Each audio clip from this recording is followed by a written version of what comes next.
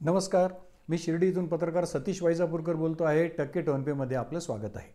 देशातील एक प्रसिद्ध पत्रकार राजदीप सरदेसाई या नुकत्याच संपलेल्या लोकसभा निवडणुकीत देशाच्या विविध राज्यातल्या विविध मतदारसंघात फिरले आणि त्याचे अनुभव कथन करताना त्यांनी एक 4-2 वाक्यामध्ये एक गोष्ट सांगितली. ती गोष्ट मी तुम्हाला सांगणार आहे. आणि ही गोष्ट सांगत असताना या गोष्टीची आणि शिर्डी लोकसभा मतदारसंघातल्या अकोले विधानसभा मतदारसंघाची मी थोडीशी तर्कसंगती लावणार आहे. गुजरात हा भाजपचा बालेकिल्ला आहे. ते 26 पैकी 25 जागा भारतीय जनता पक्षाने जिंकल्या. मात्र बनासकांठा नावाचा जो मतदारसंघ आहे तेथे मात्र एका सामान्य महिलेने काँग्रेस पक्षाकडून भाजपला रोखत 30,000 मतांनी विजय मिळवला. ही महिला अतिशय सामान्य, देसाई सांगतात कोण या गेनीबेन ठाकूर, त्या सामान्य महिला आहेत. मात्र जनतेसोबत त्यांचा सातत्याने संपर्क, सुखदुःखात सहभाग आणि समस्या मार्गी लावण्यासाठी संघर्ष. पण खिशात म्हणजे जवळ पैसे नाहीत. या निवडणुकीमध्ये लोकांनी त्यांना नोट आणि वोट दोन्ही दिले. त्या जाहीर सभेतून मते मागायच्या आणि निवडणूक खर्चासाठी मदतही मागायच्या. लोकांनी त्यांना दोन्ही दिलं. त्या बहुधा भाजपचे वरिष्ठ नेते अमित शहा यांच्या शाळेत, ते हे दोघं एकाच शाळेत असावेत किंवा क्लासमेट असावेत, ते सांगायचे अमित शहाजी आणि मी एकाच शाळेत शिकलो किंवा एकाच वर्गात शिकलो, त्यांनी देखील मला या निवडणुकीसाठी आर्थिक मदत करावी असं त्या जाहीर सभेतून सांगायच्या. लोक अचंबित होऊन ते ऐकायचे. थेट भाजपच्या वरिष्ठ नेत्यासाठी निवडणूक खर्चासाठी पैसे मागणारी, निवडणूक खर्च मागणारी उमेदवार या बनासकांठा या मतदारसंघामध्ये निवडणूक जिंकली. आता ज्या वेळेस या महिलेची ही स्टोरी राजदीप सरदेसाईंनी सांगितली त्यावेळेस माझ्या डोळ्यासमोर शिर्डी लोकसभा मतदारसंघातला अकोले विधानसभा मतदारसंघ उभा राहिला.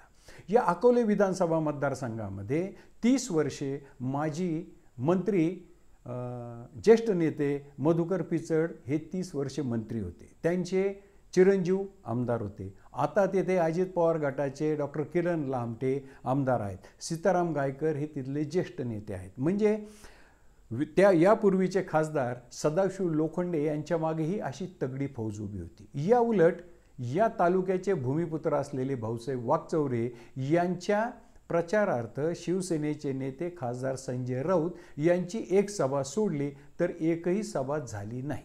खासदार वाकचौरे यांच्याकडे कुठलीही संस्थात्मक ताकद नाही. लोखंडे साहेबांना होतं तसं मुख्यमंत्र्यांचं पाठबळ नाही.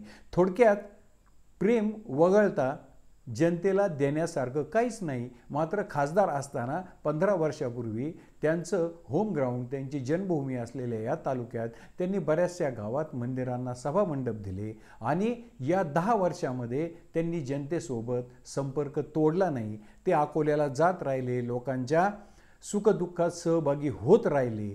त्याचा परिणाम असा झाला की खासदार सदाशिव लोखंडे, यापूर्वीचे खासदार सदाशिव लोखंडे यांचा अकोले तालुक्याशी नसलेला संबंध आणि या उलट वाकचौरे साहेबांचा या तालुक्याशी सातत्याने त्यांनी ठेवलेला निकटचा संबंध, यामुळे त्यांच्याकडे निवडणूक यंत्रणा नसली, संस्थात्मक शक्ती नसली, कुणाला काही द्यावी अशी परिस्थिती देखील नसली, तरीही लोकांनी त्यांच्यावर, केवळ ते भूमिपुत्र आहेत, ते लोकांना प्रेम देतात, ते लोकांना सन्मानाने वागवतात आणि सर्वात महत्त्वाचं सदा सदैव उपलब्ध असतात.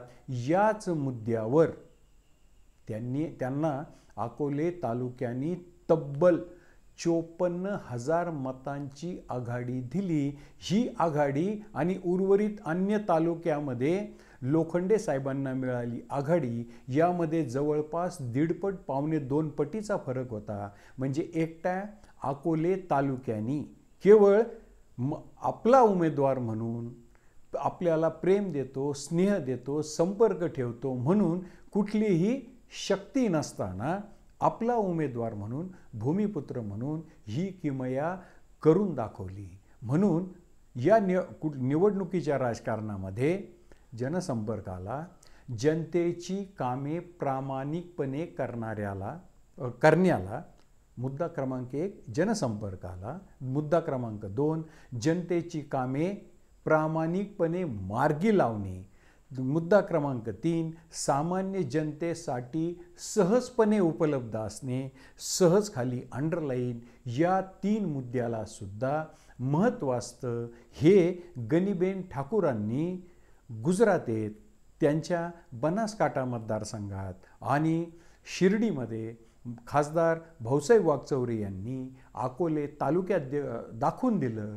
हे दोन्हीही उदाहरणं निवडणुकीच्या राजकारणात ज्यांना सहभाग घ्यायचा आहे त्यांच्यासाठी दिशादर्शक आहे. मग गनिबेन ठाकूरची स्टोरी आणि वागचौरे साहेबांची स्टोरी याची लावलेली मी जी तर्कसंगती लावली ती जर आपणास आवडली असेल तर माझं टक्के टोनपे हे चॅनल सबस्क्राईब करा, लाईक करा, शेअर करा.